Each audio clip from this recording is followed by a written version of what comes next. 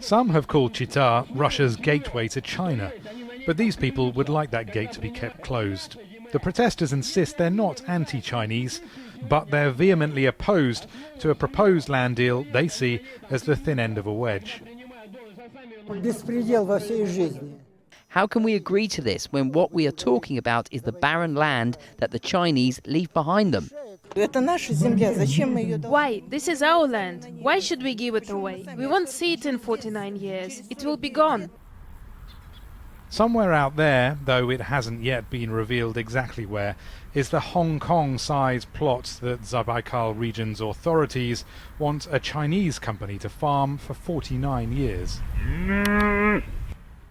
You would have thought, given the seemingly endless expanses of land in Russia, that the matter of some 115,000 hectares wouldn't really bother anyone. But this issue taps into deeply held Russian insecurities about how long it can hold this sparsely populated territory against the billion or so Chinese just south of the border.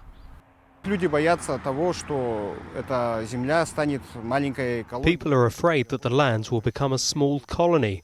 It will be colonized by the Chinese. By Russian law, anyone born on our territory becomes a Russian citizen. Can you imagine how many thousands of workers will come here? In 50 years, it will be a Chinese province.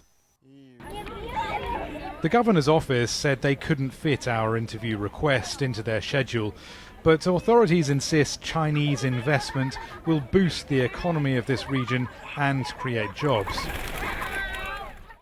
Indeed, since Ukraine's crisis poisoned relations with the West, a blizzard of contracts, deals and memoranda have been signed, augmenting a Russian-Chinese strategic partnership.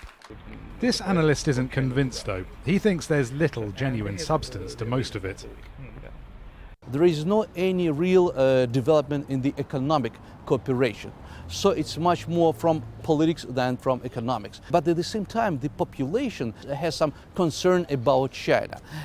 In general, it's more irrational fear because there is not any attempt from Chinese side to make any drastic steps toward Russian territory.